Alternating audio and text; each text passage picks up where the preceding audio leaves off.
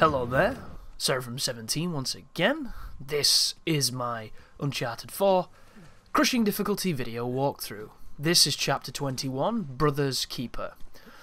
We are going to be trying to get our way back to Sam by being tasked to climb this huge mountain.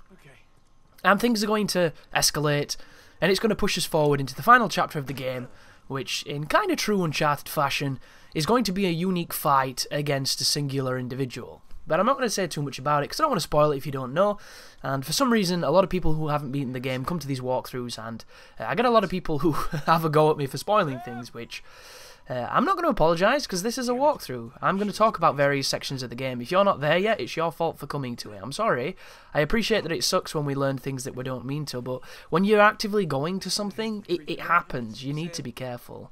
And a lot of people make out like it's my prerogative not to talk about anything coming up, but a lot of the times in these videos, what's happening is not the difficult bit. The difficult bit is coming, and I'm trying to give you an awareness and an insight that, you know, winter is coming kind of thing, so it can make it tricky as somebody who does choose to commentate, rather than those people that put no commentary like it's some kind of virtue, to say the right things, because you're never going to please everybody, and some people just don't like it.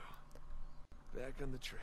But in a previous video, I think it was the Avery one, I was doing my vocal warm-ups as the intro was happening, and a little bit of that made it into the video, which is really annoying, because I didn't want it to, and I didn't realise, and I just checked back, and at the beginning of the video, bloody, you can hear me singing a little bit of the Between the Buried and Me song, where I can't even remember what bit it is. I think it's a sequence where he goes, "To blindly carry," and then there's a few spaces, and he goes, "I have regrets," and I think a little bit of that is at the beginning of that video, so I'm now faced with this moment of being like, do I delete it and re-upload it? But I think it's sitting at 1,000 views and a bunch of likes, and if I re-upload it, it might not get the same thing, so it might not be as prioritized in the search, so I think I might bite the bullet and just have that little bit of unprofessionalness at the beginning there. It happens, you know. I forget. I'm crap when it comes to stuff like that. And I've got nothing against singing on the videos because, you know, it's just whatever you put in them. It's the fact I did it when I'm not meant to talk. So it's a little weird. But nobody seems to have commented on it, so it didn't seem to annoy anybody, which is cool. But we can get back to this video, which is going to be a lot of climbing, guys. I wish I could tell you you're in for interesting insights into all kinds of great stuff, but you're really not. It's just a lot of climbing. And it's fun climbing, but it's definitely still climbing. So let's go to a few things that have been mentioned, because I just checked a bunch of comments last night, went through a whole host of them, took about 4 hours, there were so many. Then you might be thinking, wow, that's a lot of comments. Well, I'd not checked them in about a week and a half, so they'd stacked up pretty well. But to pertain to this walkthrough, people seem to be enjoying it, which is awesome. People seem to be interacting and everything, having a good time.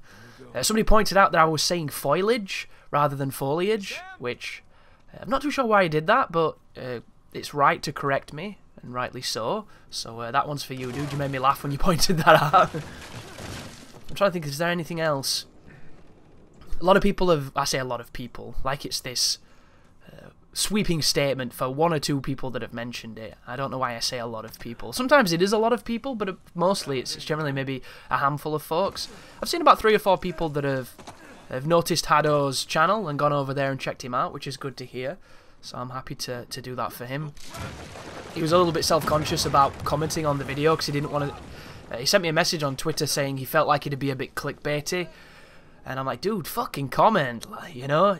Get yourself on there, get people to see you so they can go and click your channel. Clickbaity. We're on YouTube, for Christ's sake. The clickbait is not going away, it's how things work, and if you're one of those people that apparently Hado is, and I know I have a tendency to do it, you know, you feel dirty using certain YouTube tactics, and you don't really want to, but the problem is, that's how the site works, that's how the search works, and if you don't do those things, it's very difficult to compete. And that's the sad point, isn't it, how when people have too much pride or integrity to put the word walkthrough, playthrough, gameplay, let's play all in the title repeatedly, or the name of the game 3 times in the title, you know, that's how you get in those searches, but I can't fucking do it. It kills me. There's a part in my soul where it just crushes it. And I wish I could. And I see people who I respect do it, and I lose respect for them. And a lot of the times it's probably quite unfair, because We're all on YouTube. We're all trying to, you know, compete in the herd. We're all trying to be heard and get our videos some traffic. So why do I have issue with people who try everything they can to get their stuff known? You know, it's the same thing with advertising. I've never gone to anyone else's channel and been like, check me out and shit, because to me it's just the worst and most wrong thing you can do, yet it does work. You can look back through the timelines and the annals of history on YouTube. You could see fucking PewDiePie asking to do dual comms with people in their comment sections, and look at him now. Can you imagine if you were one of those people that was going to do a dual comm with him and you said no? Wow. You could have had an opportunity to be his mate and send a bunch of traffic your way, but it's just funny how YouTube works with stuff like that. And I didn't mean to go onto this tangent, but here it is anyway.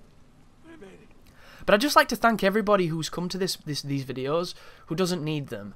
A lot of people have been saying how they come to watch the commentary and how they rarely, you know, they've already beaten the games and stuff, so they're not here for the actual strategies, which I think is a great thing, because it shows that, you know, there's people that still like to watch for various reasons, and I like that. I like having a mixture of why people watch, and because that's the thing, isn't it, with anything like this, anything, you know, kind of creative, kind of, I suppose you could call it educational in some ways. I don't think there's too much educational about this, because I can't tell you to go right, stab your hooky thing, make Nathan reach. Does he reach? Then press A.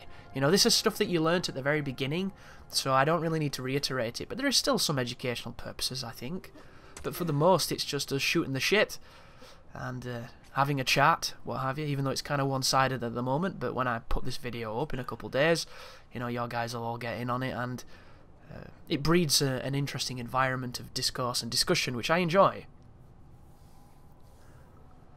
But this is the end of Uncharted 4, so this is the moment where you get to realise that there's nothing standing in your way now between your trophy. So if you're here just for the crushing trophy, you're going to get it, because the final boss, while it is tricky because you don't really have any context for that kind of gameplay, it's got really good checkpoints, unlike some areas, and it's kind of fun once you get into the swing of it. I stick by what I said earlier in the game, though, when we were in the posh auction doing the heist. I think we should have fought against Nadine with the same controls. And then I think later on when you were fighting you and your brother, I think you should have been able to do it there as well. And it would have compounded this idea of how to do that final encounter. And then it would have been the 3 repetitions, and it would have made it a lot more organic and a lot more natural of a transition, rather than all of a sudden, here is this blocking mechanic that the game hasn't had. And if you're playing it on crushing and it's all you've ever experienced, you die really fast. So it's not one of those things where you can kind of immediately, you know, get into the flow of it, because you have to see the animations, and it's very easy to, you know, block left and he swings right because he does some fancy pirouettes and things, as I pick up like the only treasure of this game in my walkthrough anyhow. And I think there's 109 of those bloody things, so good luck on finding those. Never been a big fan of the treasures in Uncharted. I like the idea of them, but I just never felt like they served much of a purpose. And believe it or not, guys, that is the end of this chapter, after the epic that was 55 minutes of madness. But thank you very much for watching. I hope the videos are helping, and as always, you take care now.